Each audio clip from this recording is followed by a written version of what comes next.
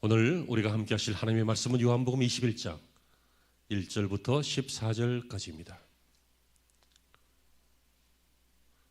요한복음 21장 1절부터 14절 우리 함께 한 음성으로 봉독하시겠습니다. 다 같이요. 그 후에 예수께서 디베라 호수에서 또 제자들에게 자기를 나타내셨으니 나타내신 일은 이러하니라.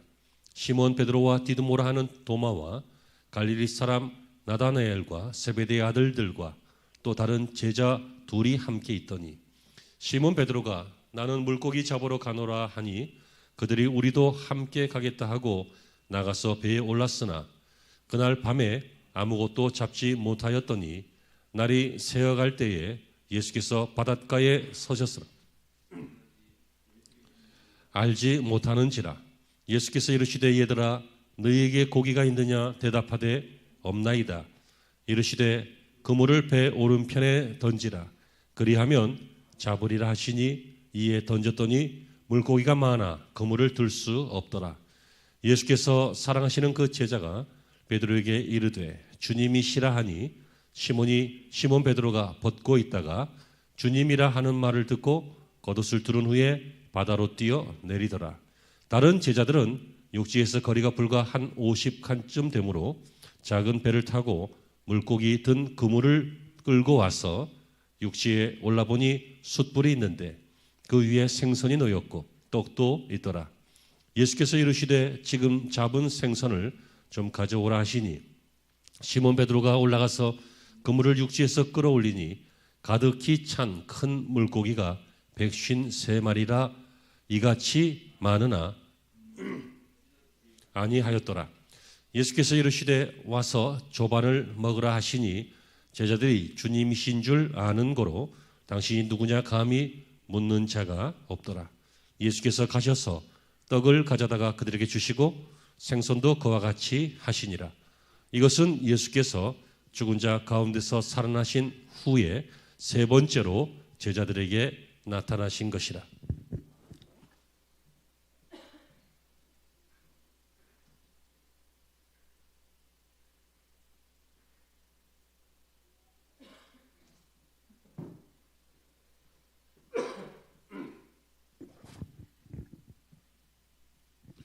할렐루야. 하나님의 은혜가 오늘도 함께 하시고 또 좋은 주일로 종일토록 은혜 가운데 거하시기를 축원합니다.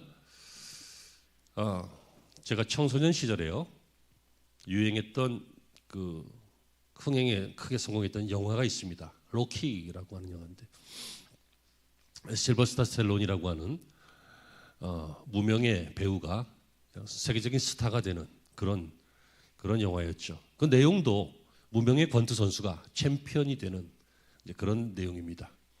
아이 오브 타이거 뭐 이런 음악도 삽입되었던 것 같습니다. 이게 흥행돼서 로키 2, 뭐 로키 3 뭐 계속 이렇게 나오더라고요.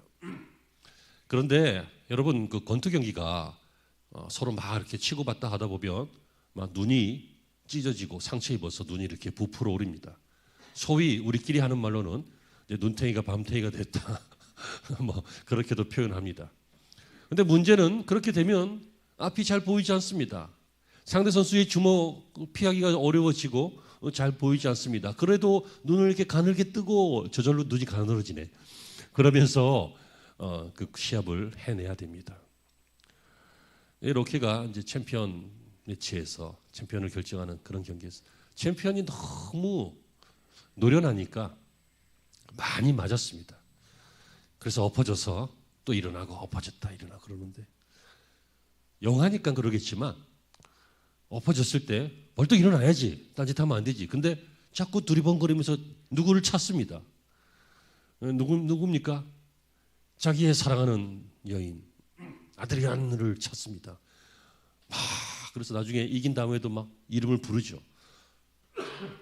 그런데 문제는 멀쩡한 눈으로 돌아봐도 많은 사람들 속에 찾기 어려운데 이 눈탱이가 밤탱이가 된 그 눈으로는 잘 보이지 않는다는 것입니다. 저는 그 장면이 떠오르면서 우리 신앙인들의 모습도 그와 비슷한 것 같다라는 생각을 해봤습니다. 우리도 이 땅에서 어려움을 당합니다. 또 실수를 하거나 실패도 합니다. 문제 속에서 좌절도 하고 또 사람들 관계에서 실망도 합니다. 그래서 우리의 마음이 찢어지고 또 때로는 그냥 어떤 벽 앞에 막혀서 오도 가도 못하는 그런 마치 눈탱이가 밤탱이가 되어서 사랑하는 사람을 보면 힘내서 다시 일어날 수 있을 것 같은데 잘 보이지 않는 그 영화의 주인공처럼 우리도 막 그렇게 상태에서 헤매면서 뭔가 힘날 주님을 찾는데 주님만 만나면 될 것 같은데 주님을 발견하면 주님의 손만 붙잡으면 일어날 것 같은데 문제는 주님이 잘 안 보인다는 것입니다. 막 파산했을 때 주님 잘 안 보입니다. 막 병나서 막 병원에 입원했는데 주님이 잘 안 보입니다. 사람들에게 상처받고 배신당하고 그랬을 때 이상하게 주님이 잘 안 보입니다. 여러분 십자가라고 하는 것이 보니까 디자인이 두 종류가 있더라고요. 한 십자가는 예수님이 그 십자가에 달려 있습니다. 주로 캐톨릭이나 이제 구교나 이런 데서 쓰는 거죠. 그래서 예수님께서 그 십자가에 이렇게 아픈 모습으로 달려 계십니다. 주로 기독교에서 쓰는 십자가는 예수님이 달려 있지 않고 그냥 십자가 형틀만 있습니다. 그래서 종교적으로 보면 앞선 십자가가 예수님이 달려 있는 십자가가 좀 더 영성 있어 보이고 더 멋있어 보이고 뭐 그런 것도 있겠죠. 그래서 어떤 집에 가보면 분명히 그분은 대한예수교 장로회를 다니고 계시는 기독교인인데 벽에 예수님이 달려 있습니다. 십자가에 막 예수님이 막 어제도 오늘도 내일도 그냥 달려 계십니다. 뭐 그게 나쁘다 뭐 그런 얘기를 하려고 하는 게 아니라 왜 기독교의 십자가에는 예수님이 없을까요? 그것은 기독교가 부활의 종교이기 때문에 그렇습니다. 예수님께서는 십자가에 달리셔서 그냥 계시는 것이 아닙니다. 죽으시고 다시 부활하셨습니다. 할렐루야. 예수님께서 달리신 그 십자가는 예수님이 없는 십자가입니다. 예수님께서 거기 계시지 않습니다. 왜입니까? 다시 사셨기 때문입니다. 그런데 문제는 다시 사셨는데 그 예수님이 안 보인다는 거예요. 예수님이 그 십자가에 달려 있어야 보이지. 부활하시고 그러니까 안 보이는 거예요. 그래서 막 우리 또 삶에 지쳐서 우리의 삶에 문제가 생겨서 아까 말한 그 복싱 선수처럼 우리의 삶에 여러 군데가 찢어지고 터져서 잘 보이지 않는 눈으로 예수님을 찾는데 이 기독교의 십자가에는 예수님이 없습니다. 이것이 우리의 문제입니다. 여러분 오늘 본문을 통해서 우리가 보려고 하는 것은 바로 이것이죠. 이럴 때 예수님이 보이지 않을 때 예수님을 찾아야 되는데 어떻게 찾아야 될지 모를 때 눈이 찢어져서 부어서 앞이 보이지 않을 때 우리의 삶의 문제가 우리를 가로막을 때 그때 주님이 우리를 찾아오신다는 것입니다. 믿어지시기를 축원합니다. 여러분 주님은 우리를 찾아오십니다. 오늘 본문을 통해서 예수님께서는 부활하신 후에 제자들을 찾아가셨습니다. 근데 어떨 때 찾아가셨습니까? 주님은 우리를 찾아오시는데 첫째로 인생의 무게에 짓눌려서 다 포기하고 싶을 그때, 벽에 막혀 있을 때, 함정에 빠져 있을 때, 병 중에 있을 때, 문제가 생겼을 때, 전쟁 중에, 위험 중에 어떤 경우든지 우리가 인생의 무게에 짓눌려 있을 그때, 우리가 포기하려고 할 그때 주님이 찾아오십니다. 여러분 그러므로 포기하려고 하는 그때 포기하는 사람이 불행한 사람이 있는가 하면 포기하고 싶은 그때 주님이 찾아오셔서 다시 회복하는 행복한 사람도 있는 것이죠. 여러분의 인생은 후자가 되시기를 축원합니다. 주님이 찾아오셨어요. 여러분 이 사람들은 어떤 상태였습니까? 다 포기한 상태였어요. 베드로가 뭐라고 합니까? 주님의 부활을 기다리고 주님 다시 만날 것을 기다리고 해야 하는데 베드로가 뭐라고 해요? 수제자 아니에요. 수제자. 근데 베드로가 선동을 합니다. 나는 물고기 잡으러 가노라. 그냥 가면 되지 무슨 선포를 하고 가. 그랬더니 다른 제자들도 동일한 문제에 있었던 다른 제자들도 도마라고 하는 사람도 세베대의 아들들도 또 요한도 또 다른 제자 2명도 포함해서 이 여러 명의 제자들이 우리도 간다 하고 베드로를 따라서 물고기 잡으러 갔습니다. 물고기 잡는 게 문제가 아닙니다. 여러분, 베드로가 물고기 잡는다라고 하는 것은 무슨 말입니까? 3년 전에 베드로는 물고기 잡던 사람이었습니다. 다시 말하면 예수님을 모를 때도 고기 잡던 사람이었는데 예수님을 따라서 다니고 제자로서 양육받고 기적도 체험하고 말씀도 듣고 설교도 듣고 내가 죽을 것이다 라고 하는 것도 듣고 내가 부활할 것이다 라고 하는 것도 듣고 네가 닭 울기 전에 나를 3번 부인하리라 라고 하는 것도 듣고 또 실제로 부인했고 이런 일들을 다 겪고 난 다음에 베드로가 한 것이 무엇입니까? 더 나아지거나 더 좋은 제자가 되거나 더 성숙한 인격 30대 중후반으로 가는 베드로는 그런 인생으로 되는 것이 아니라 다 포기하는 인생이 되었습니다. 이해는 합니다. 몇 가지 이유가 있었겠죠. 죄책감 이런 걸 수도 있습니다. 베드로는 예수님 부인하고 싶지 않았습니다.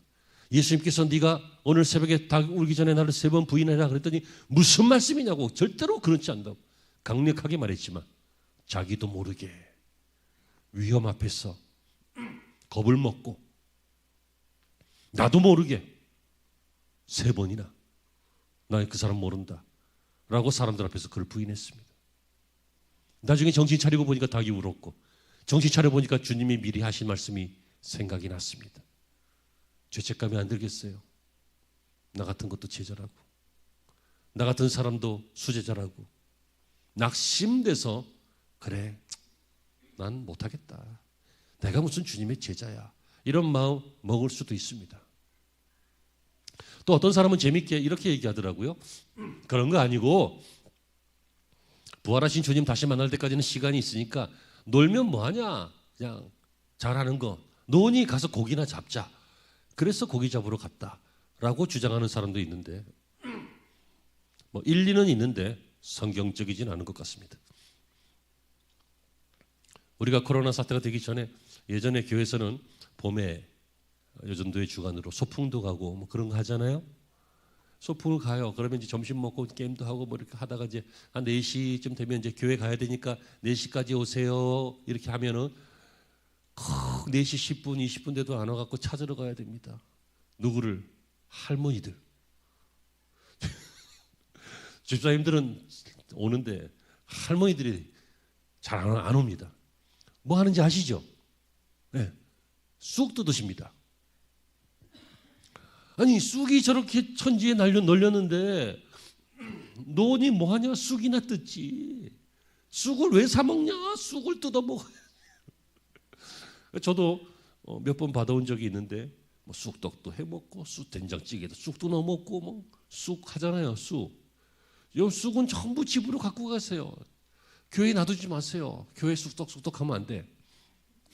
아무튼 그래서 야 노원이 뭐하냐 거기 잡고 있어야지 뭐 이렇게 뭐 심각한 문제 아니다라고 보는 견해도 있는데 뭐 이해는 하고 일리는 있는데요. 저는 동의하지 않고 성경적이지 않은 것 같아요. 여러분 이 사람들은 여러분 이 도마가 어떤 사람입니까? 디드모라고 하는 도마. 디드모는 쌍둥이라는 뜻이고 아무튼 쌍둥이로 태어났던 이 도마 이 사람은 굉장히 합리적이고 이성적이고 논리적이고 그런 사람 아니에요. 내가 예수님의 그 십자가상에서 박혔던 손에 못자고 그걸 만져봐야 부활한 걸 내가 믿겠다라고 했던 사람이잖아요. 실제로 만지진 못했죠. 주님이 나다 하고 나타나셔가지고 그냥 경상도 말로 도마는 시겁을 했죠. 깜짝 놀랐어요. 그 이후로는 도마는 순교자가 되었어요. 이렇게 이성적이고 합리적으로 당시에 사두개파 사람들이 그랬는데요. 사두개인들이 부활은 없다고 그랬어요. 종교 지도자면서도 부활을 어떻게 믿느냐? 이성적이고 논리적인 그런 오늘날의 현대 크리스찬들의 특징을 좀 가지고 있어요. 그래서 도마도 그런 사람이었는데 이런 도마도 나도 간다 하고 가잖아. 그렇다면 여러분 이것은 누구나 이해할 수 있는 공통적인 문제가 있었다는 거예요. 가장 유력한 것은 바로 이들이 실패했다는 것이에요. 이들은 예수님께서 이스라엘의 왕이 되시고 로마 정권을 물리치고 자기들은 내각의 한 자리씩 하는 중요한 인생이 될 것을 기대했습니다. 웬걸요? 예수님께서 입성하실 때 종려나무 가지를 막 던지면서, 오늘 종려주일이잖아요. 호산나 호산나 하면서 예수님을 찬양하면서 영접했던 수많은 이스라엘 사람들. 그러나 그 다음날부터 체포당하시고 재판받으시고 그러더니 십자가에 끌려가시더니 그동안은 죽은 자도 살리고 병자도 고치고 귀신도 쫓아내고 막 기적을 행하시더니 이번에는 아무것도 안 하시고 그냥 죽으시는 거예요. 여러분, 얼마나 낙담하겠습니까? 얼마나 상심되겠습니까? 너무너무 허무하게 며칠 사이에 그냥 끝나버리는 거예요. 이 3년 동안 온 유대와 이스라엘과 사마리아 지역의 슈퍼스타가 되어서 센세이션을 일으키면서 그렇게 다니면서 백성들의 마음을 가지고 오셨는데 예수님께서 이렇게 허무하게 돌아가셔요. 다 끝난 거죠. 여러분, 어떤 사람이 막 몇 년 동안이나 막 시험을 준비했는데 다 떨어졌어요. 계속 떨어지는 거예요. 그래 나중에는 공부할 수 있는 건강도 안 남아서 몸져 누웠어요. 다 끝난 거죠. 무슨 소망이 있어요? 여러분, 회사를 운영하는데 회사 자본금이 빚이 자본금을 이미 잠식한 지는 오래고 더 이상 뭐 대출하거나 돈을 자금을 운영할 데는 없고 거기다 갚아야 될 것은 이제 다음 달로 도래하고 소망이 없어요. 끝나는 거예요. 아이가 말하면 좀 눈치라도 보든지 말하면 알아듣는 신용이라도 해야 되는데 아이가, 젊은이가 어른들의 말을 들으려고 하질 않아요. 그러면 듣기 전까지는 소망이 없는 거예요. 여러분, 이 상황 아닙니까? 이런 문제 어떻게 해결할 거예요? 여러분들 중에 그런 가정이 없기를 바라지만 만약에 자녀하고 이런 식으로 큰 골이 있다면 그거 어떻게 해결할 거예요?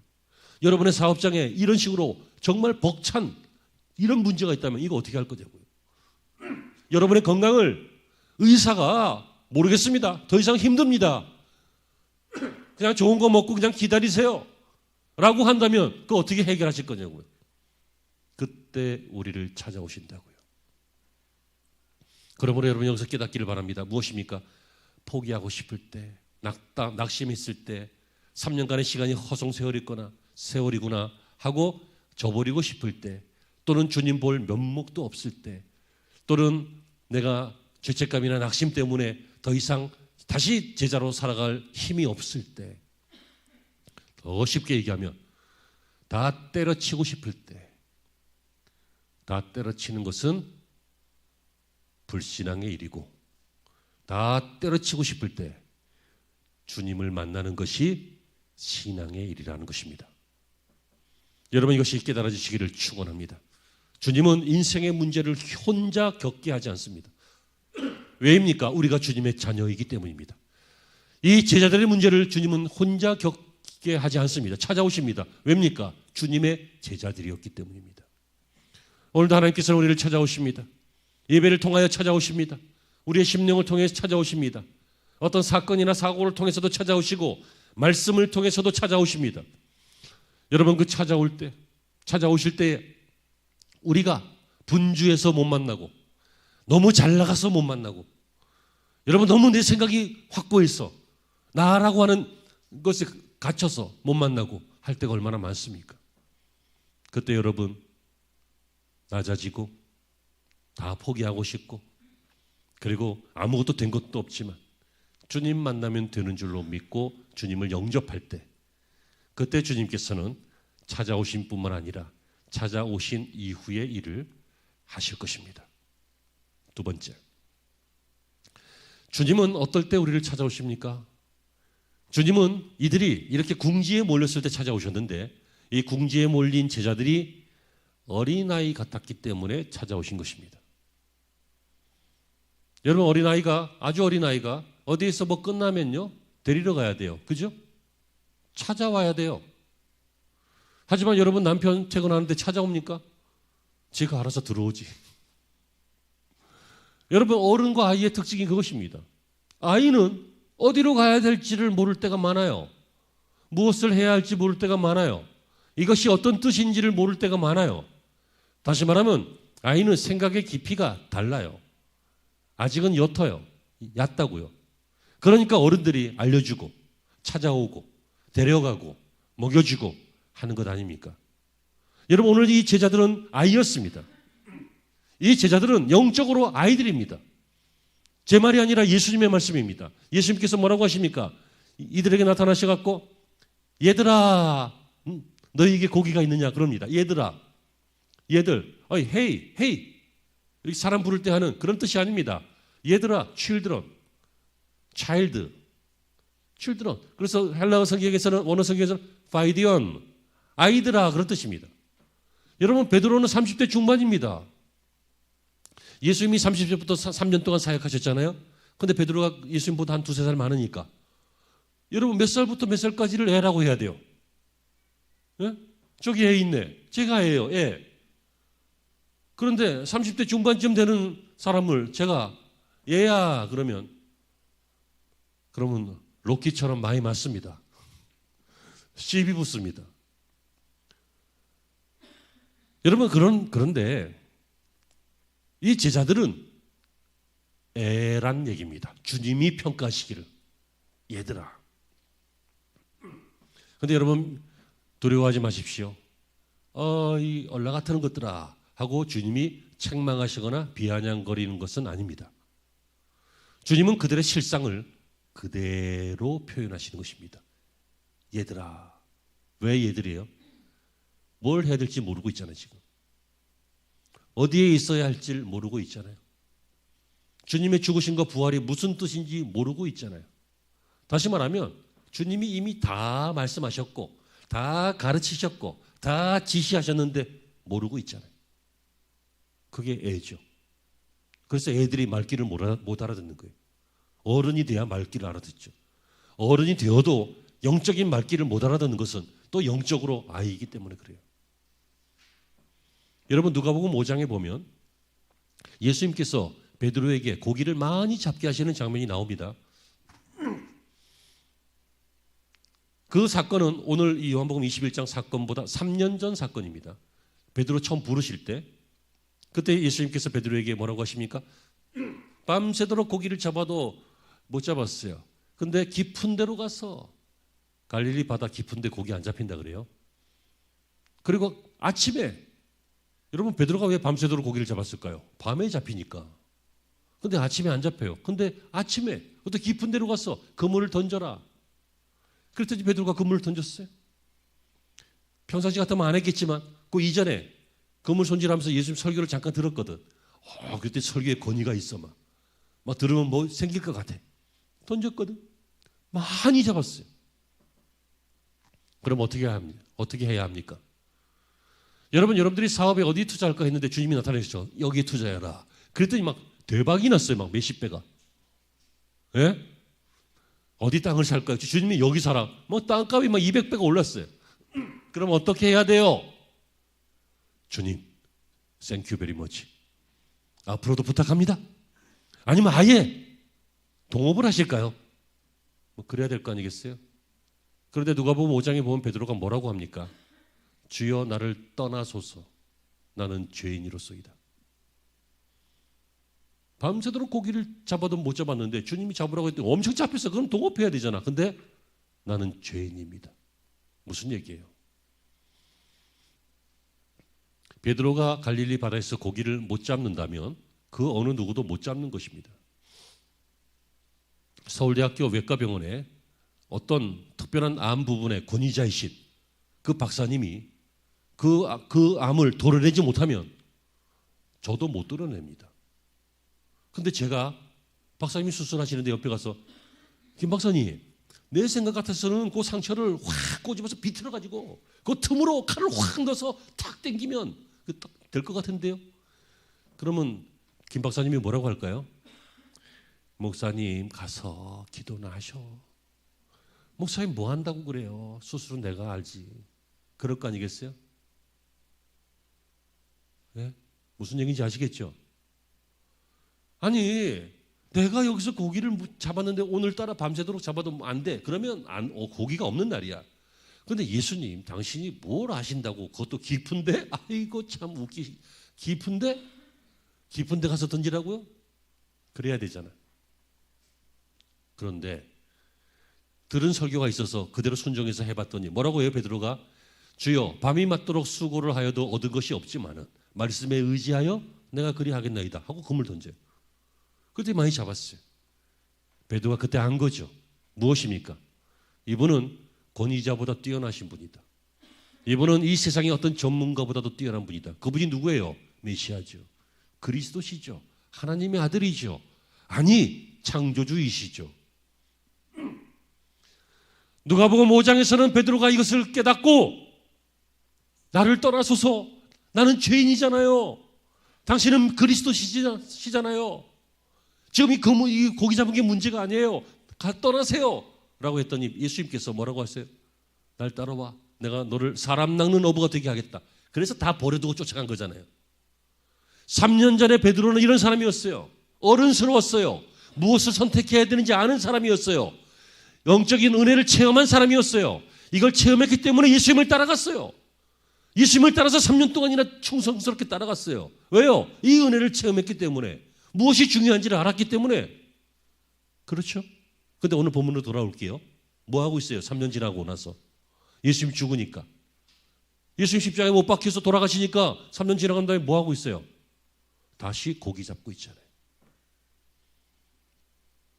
예수님께서는 그때하고 비슷하게, 요한복음 21장 오늘 본문에서 그때하고 비슷하게, 처음 만났을 때하고 비슷하게 상황을 만드셨습니다. 그래서 그날도 고기 못 잡게 했습니다.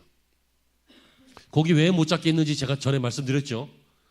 갈릴리 바다에 있는 고기한테 전부 통신이 갔어요. 오늘 베드로하고 또 그 다니는 좀 띨띨하게 생긴 애들 몇시 가서 고기를 잡을 텐데 오늘 밤에 잡히지 마라. 오늘 밤에 잡히는 고기는 다 치리해버린다. 오늘 밤에는 다 숨어 있어라. 고기 못 잡아요. 절대로 못 잡아요. 주님이 못 잡게 하셨다니까. 주님이 못 벌게 하시면 절대로 돈 못 벌어요. 주님이 못 살게 하시면 불로장생초를 먹어도 절대로 못 살아요. 주님이 흥하게 하시면 누가 막아도 그 일은 못 막아요. 흥하게 돼요. 아멘이십니까? 여러분, 그것이 바로 주님의 능력이잖아요. 주님이 그래서 그날 밤에 고기를 다 못 잡게 이렇게 상황을 다 만들어 놓으셨단 말이에요. 왜 그러셨을까요? 왜 베드로 처음 만났을 때 고기 많이 잡아주시고 날 따르라 이렇게 하시고, 또 지금 오셔갖고 또 고기 못 잡으니까 또 많이 잡게 해주시고 날 다시 내 양을 먹여라, 날 따르라고 이렇게 하시고. 나는 3년 전에도 동일한 능력이 있었고 3년 전에도 동일하게 너희를 찾아오고 3년 전에도 동일하게 고기 잡게 해줬고 3년 전에도 동일하게 너희들의 스승이다. 그런데 너는 3년 전에는 기대와 희망으로 날 쫓았고 3년 후에는 여기 와서 다 포기하고 있고 3년 전에는 내가 그리스도이심을 믿었고 그래서 나를 떠나소서 나는 죄인입니다 이렇게 했는데 지금은 그리스도가 부활하는 것을 못 믿고 여기 와 있고. 비교해봐라 그거예요. 비교해봐라. 비교해봐라. 처음 임직할 때 막 그 열정으로 막 교회를 위해서 봉사할 그때 3년 전에 지금은 비교해봐라. 하나님이 우리의 병을 고쳐주셔서 내가 회복되어서 너무 감사해서 주를 위해 살겠다라고 했는데 3년 후에 지금 산에 가 있는데, 우리 교회 말고요.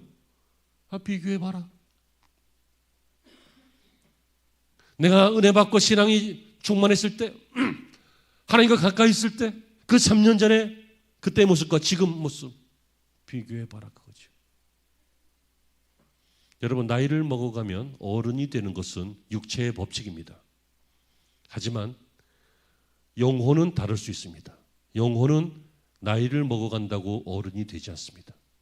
나이를 먹어가도 더 애가 될 수도 있습니다. 영혼은 나이를 먹어갈 때 나이만 먹지 말고 은혜를 먹어야 합니다. 그게 성장하는 것입니다. 어떤 경우든지 장로님은 삐지면 안 돼요. 막 장로님이 삐졌다 그러면 막 해외 토픽이 나와야 돼. 여러분 속보입니다. 대한민국에 뭐 어디 있는 교회 장로님이 드디어 삐졌답니다. 세상에 장로님도 삐질 수 있다는 것을 보여준 증거입니다. 하면서 막 해외 뉴스에 나와야 돼. 어떻게 그럴 수가 있어요? 왜요? 속상한 마음이 있지. 섭섭한 마음이 있을 수 있겠지. 하지만 그 정도로 훈련되었으면, 성숙해졌으면 다른 사람들을 위하여 삐지지 않고 참고 견디고 위하고 뭐 그런 게 장로님 아니에요. 그런 거 아니려면 아예 하면 안 되지. 아멘이십니까? 애들이기 때문에 찾아오셨다고요. 애들이기 때문에